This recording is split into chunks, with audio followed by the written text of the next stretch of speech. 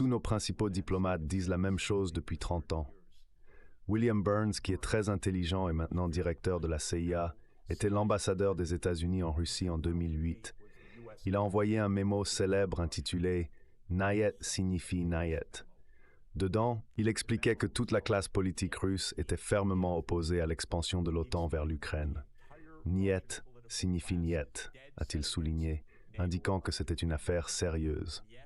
Cependant, les politiciens américains ont tendance à ignorer de tels avertissements. Bill Perry, un ancien secrétaire à la Défense, a conseillé contre l'expansion de l'OTAN. George Kennan, en 1997, a prédit que cela conduirait à un désastre, une déclaration que vous pouvez trouver dans les archives du New York Times. Ce résultat était prévisible.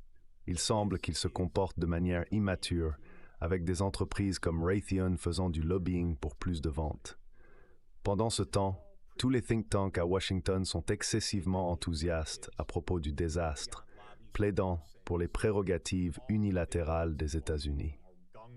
Chaque article dans le magazine Foreign Affairs discute de ce qu'ils appellent la primauté des États-Unis, se concentrant sur comment les États-Unis peuvent rester la puissance dominante.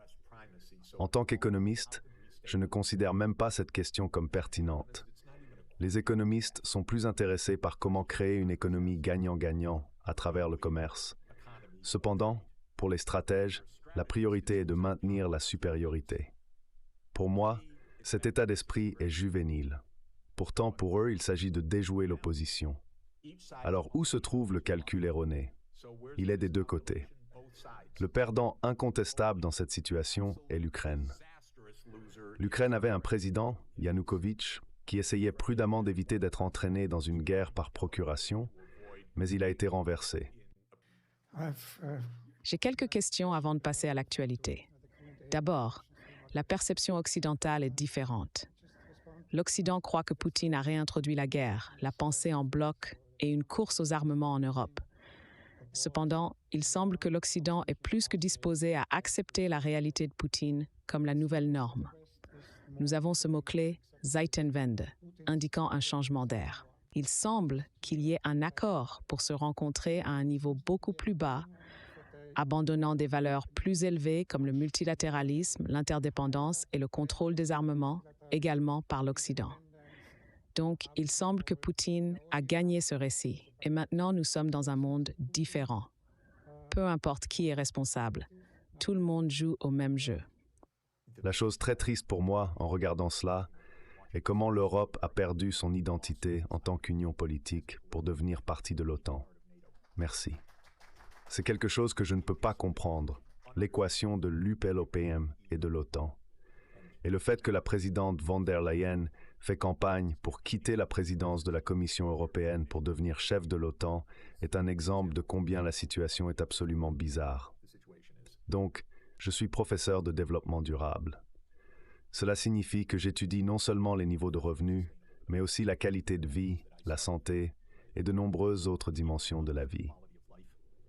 Je publie également en tant que co-éditeur fondateur d'un rapport annuel appelé le Rapport mondial sur le bonheur, qui utilise des données collectées par Gallup International pour évaluer l'évaluation subjective de la vie dans plus de 150 pays. La raison pour laquelle je mentionne tout cela est que l'Europe a de loin les normes de vie les plus élevées de la planète, la meilleure qualité de vie, et est la région du monde la plus attentive à réduire les inégalités, à la transformation verte, à faire les choses que nous devrions faire au XXIe siècle. C'est la vocation de l'Europe, un continent de paix, de développement durable, d'équité sociale. C'est le génie de l'OSCE, que l'Europe s'étend jusqu'à l'Oural. J'étais conseiller du président Gorbatchev. Je connaissais le président Gorbatchev. Il croyait en une maison européenne commune, non pas comme un quelconque stratagème pernicieux, mais parce qu'il y croyait vraiment. C'était un grand homme de paix, probablement le plus grand homme d'État de notre époque. Les États-Unis ne pouvaient pas le comprendre.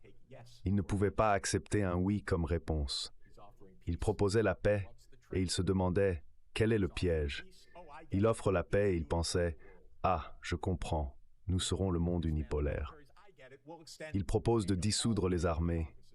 Je vois, nous allons étendre l'OTAN jusqu'au Caucase. C'était la réaction des États-Unis à la plus grande opportunité que nous avions pour la paix. L'Europe perd ses plus grandes réalisations dans ce processus. L'Europe n'est pas le partenaire junior de l'hégémon mondial. L'Europe ne partage même pas les mêmes valeurs que les États-Unis. C'est d'ailleurs littéralement, objectivement ainsi. Nous faisons partie du monde anglo-saxon fou. Nous sommes toujours avec le libertarianisme de John Locke. Nous sommes toujours avec l'idée que vous n'avez pas à aider les pauvres. Ils sont un fardeau pour la société. Nous avons des idées qui remontent à la Grande-Bretagne du XVIIe siècle, et ensuite nous avons appris de la Grande-Bretagne du XIXe siècle ce que signifie l'Empire mondial, et avons décidé que c'était notre vocation. L'Europe est tellement mieux que ce pourquoi elle s'engage en ce moment. C'est extrêmement triste et extrêmement dangereux. D'ailleurs, je comprends les sentiments de la Pologne. J'étais leur principal conseiller économique. Je les ai aidés à annuler leurs dettes en 1990 et 1991. Je les ai aidés à stabiliser leur économie. J'étais leur plus grand champion pour devenir membre de l'Union européenne. D'ailleurs, c'était même pas l'Union à l'époque. C'était la Communauté européenne quand j'ai commencé la campagne. J'ai écrit leur premier programme de réforme et on m'a dit que le thème est le retour en Europe. C'est l'instruction que j'ai reçue de l'équipe de Lech Walesa. Vous écrivez un plan pour le retour économique en Europe. Donc j'ai vu tout cela. Je peux comprendre leur russophobie.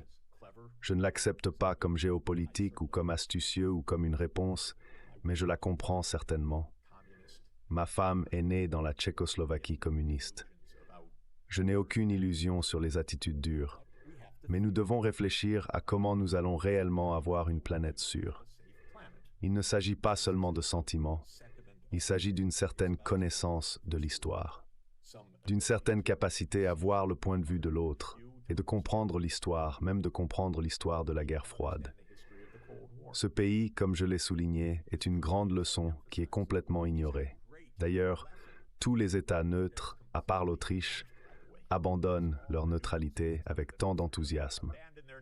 C'était une grande erreur. Mais mon point est, s'il vous plaît, l'Europe n'est pas l'OTAN. L'Europe n'est pas l'OTAN. Et si vous saviez comme c'est fou de l'autre côté de l'Atlantique, j'essaie de vous dire. Ils pensent que leur vocation la plus importante dans le monde est la confrontation avec la Chine. Est-ce que c'est ce que vous voulez signer pour maintenant?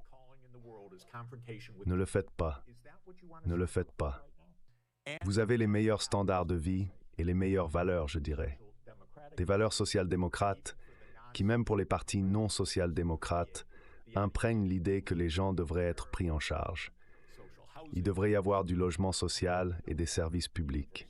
Cependant, nous n'avons pas de couverture santé universelle. Vous adhérez à ces valeurs, mais je ne le recommanderais pas. Nous n'avons pas de valeurs publiques. Au lieu de cela, nous avons des valeurs de laisser-faire britannique et des valeurs libertariennes de Locke, que je ne recommande pas. D'ailleurs, elles ne fonctionnent pas très bien. Je vis dans un quartier cher de New York qui est absolument rempli de mendiants et de déchets qui ne sont pas pris en charge parce que les espaces publics ne fonctionnent pas. Maintenant, il est également rempli de fusillades. Ne faites pas ça. Cette approche fait partie du problème, même alors que nous nous effondrons de l'intérieur. Il semble que nous ayons une fusillade de masse presque tous les jours, parfois plus. Même pendant que cela se passe, nous sommes tout au sujet de la guerre. Et quand nous venons d'avoir nos négociations sur la dette, savez-vous quel était l'accord bipartisan? Les dépenses sociales sont plafonnées, mais les dépenses militaires sont autorisées à augmenter. Même si nous dépensons 3 fois plus que la Chine, et même si nous dépensons plus que les 10 pays suivants dans le monde combiné, et même si nous avons 800 bases militaires à l'étranger dans le monde, ne vous inscrivez pas à cela. L'Europe est différente de l'OTAN. Don't sign up for that. Europe is different from NATO.